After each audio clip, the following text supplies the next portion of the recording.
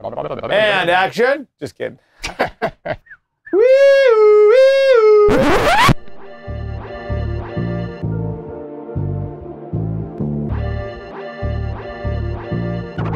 So Dave, cleaning the wheels and tires, I love it. One of my favorite parts of detailing the car. Amen, brother. So what have we done so far? We've prepped. Prep means I've got my bucket ready, I've got a grit guard insert, I've got 2 ounces of car shampoo, and I've got it filled with clean, clear water. Awesome. Now, the other thing to talk about real quickly is how critical it is to not be out autocrossing and then e-braking into your driveway and instantly blast your wheels down. There can be no heat on the wheel, on the caliper. Cool to the touch, in the shade, out of the sun. Let the car cool down from after a drive. Don't expect to go home and start washing it right away. You'll be in some big trouble. You have 2 different wheel cleaners. You have Eco Wheel Cleaner, you have regular wheel cleaner. When would I use one over the other? We developed this product specifically for use on delicate finishes. So sometimes you'll get an aftermarket wheel that has like an anodizing that is super delicate. Okay. How about a billet aluminum wheel like on your GTO? Right, I wouldn't want to use this wheel cleaner, I'd use the Eco. A little friendlier, a little safer. If you're not getting your wheels crazy dirty also, that's another time you can use the Eco wheel cleaner because you're not going to just, I've got to get all this crazy amounts of brake dust off. So my daily driver that I'm washing every weekend, right, that might be the wheel cleaner to use on. And especially if it's not a high performance vehicle, if you're looking to just remove moderate brake dust from a sort of a lower performance brakes that does not put off so much brake dust like this guy did. Right. This is a product that'll do it. And if you're concerned at all about the safety of a cleaner or a chemical you're putting on your wheels, that Eco would be the one to use. Boom. Got the fender brush. I'm able to get in to clean the fenders, the inner fender wells. With the long handle, I can get all the way to the back of the fender wells, touch the suspension components. Fantastic. How about that guy? This one's my tire brush. Short bristle, stiff bristle. I'm able to get off any old dressings. I'm able to get off the tire bloom, any mold release agents. All that brown and gray stuff? All the brown, yes, all the brown and gray stuff that accumulates on the tire. I can't stand that stuff. Ugh. Ugh. Now, how about this guy? I'm going to the wheel. It's our wheel face brush. Longer bristles than the tire, much softer. Split nylon bristles, very delicate on the wheel face. Awesome. Trim and lug nut brush. I'm able to get the lug nuts in the holes. I can get in the spokes, get the brake calipers, get the valve stem. Fantastic. This is one of my favorite little tools. This guy, you've like gotta have clean brake calipers, right? Oh, especially if they're painted like this. Barrel brush. Able to get into the barrel of the wheel, all the way to the back. The brush is bendable. I can bend this and get into the back of the spokes. We have the standard barrel brush, and we also have the mini barrel brush. Boom. Mini, I'll use getting into the spokes, getting into the centers, maybe along to the back top of the calipers. We're gonna go ahead and do one wheel at a time because it's so critical to avoid having any wheel cleaner dry on the wheels, right? Correct. We'll get chemical stains, we'll get water spots. We could actually damage the face of the wheel and the calipers if we let that dry on there. Bingo. Do one corner at a time. Take care of the wheels, the tires, the inner fender, the calipers, everything at once before you move on. Bingo.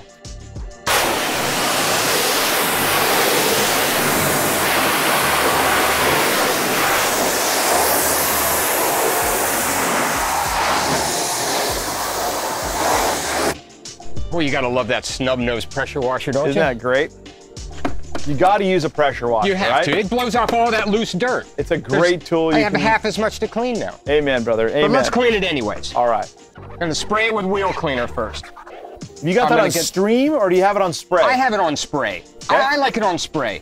You know, it's personal preference. You could use either way. You could go stream, especially if you had some specific areas you really wanted to hit hard. I like on spray because I can hit a little bigger back in the barrel. I can get the rotor hats. I can get more of the caliper. Amen. I'm also going to spray the inner fenders with the tire and rubber cleaner all the way back to the suspension components, and then I'm going to put it on the rubber. We'll do that now so it has time to dwell, it has time to work on its own, so there's not quite as much to brush. Speaking of brushes, thank you, sir. The wheel face brush. Nice soft bristle. Now, if you can get to some of that brake caliper while you're knocking out the face brush, do you go ahead and knock it out as well? Yes, I will. And sometimes I'll even go into the barrel. Bingo, there you go. Because I can hit some of the wheel weights as well. Right. Get on the lip, get in these grooves, and get the spokes in the center as much as I can. Right. All right. How about a barrel brush? A barrel brush. Awesome. I can get the caliper. I can get the barrel above the caliper. I can get the barrel all the way to the back. Large open wheel. You can see these huge rotors. You can see the rotor hat. You can see the red caliper. You can also see the barrel. You can see all the way to the back. One of the things that lets a car down so much is if you have a perfectly clean face of the wheel, your tire perfectly dressed, even your wheel well knocked out, you hit it with some invisible undercarriage spray. It's brown back in that barrel. And then a brown barrel. It's like, come on, why'd you do that? All right, then I see that you haven't been able, that barrel brush will not fit behind that brake caliper. Nope, so at this but I'll point, use the Mini. Boom, I already bent it for you. Thank you. Look at that. You can also catch the rotor hat here with this. Boom. Get up in between. And what I couldn't get with those brushes, boy, I'd like to have that trim and lug nut brush right now. Heck yeah. Boom. Thank you. You bet. So, lug nuts down into those holes. Now I see some additional brake dust inside of this brake caliper that's hard to get. That's where this trim and lug nut brush can get right down into that. And you know what I'll do sometimes? I'll take a little bit more of that wheel cleaner. Oh, spray it straight in there. Get that, because that is a not often cleaned brake caliper right there. Obviously. Not often cleaned. And it's important to clean this every week. Every time that you wash this car, you want to clean this. The more often you clean it, the less you're going to have to scrub and find to get off of there. And then the less it oxidizes. You see some calipers on some cars and they're just totally let go. A pink caliper, you know, because the red is just faded and gone to heck. I can get the spokes where they touch the face of the wheel, get in the center. I can see on the hat there, Dave, there's still a little bit of brake dust that's cooked on there. Oh, that did it right there. Right there, yeah. That got it. I got it. And this brush is awesome for hitting that. Look, I can get almost the whole way around here without rolling the car. You want a little more mini action on that hat? Boom. So that Mini, one of the neatest things about that Mini barrel brush is that you can really contour the brush, bend the brush to fit the application. So if it almost fits, make it fit. Just bend it a little bit more and you can get on in there. Oh yeah, look at that. Yep. Got it. Sweet. Got it. That is awesome. Very nice. That's nice. How about a little bit of fender action? Yeah, I'm going to go up into the fenders and wheel wells. I'm going to start in. Nice and low on the... Nice and low. Get all the way back to the suspension component. I can get the spring. I can get the upper control arms. Again, another part of the wheel cleaning process. The wheel well. If you get the wheel well looking good, great. If you miss it, it's a huge eyesore, especially on an SUV or a vehicle that's got a lot of visible wheel well. Oh, yeah. You know, that's a total bummer. Let's do the tires. Boom. Yeah, the tire brush. There you go. Stiff bristles. The tire and rubber cleaner has had more than enough time to dwell on there. Oh yeah, look at the brown coming off of that bad boy.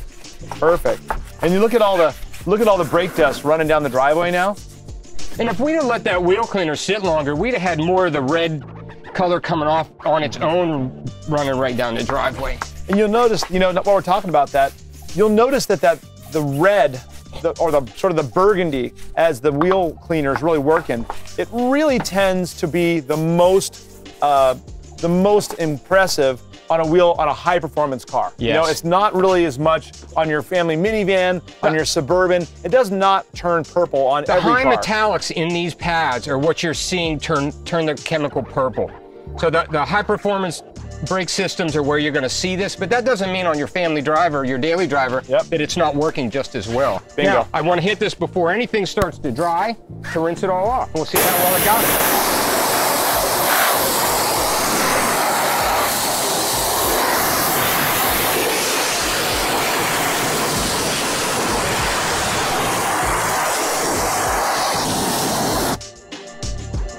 That, my friend, is a clean wheel. Most certainly is, but yeah, let's take some time and look it over. It's been a while. This wasn't cleaned this thoroughly, I think, in quite a while. You think? Yeah, I think. So let's look it over. That's for sure. Because as you were saying earlier, right now would be the best time. Exactly. If we see anything else that needs addressed that we missed, didn't get thoroughly cleaned, we can hit it now while the wheel's still wet, the tire's wet, the inner fender well's wet. Right. Rather than going, washing the whole car and go, oh, I missed this. Yeah. I don't think you missed anything. Not a bad job, huh? Let's keep going and get around the car. Okay.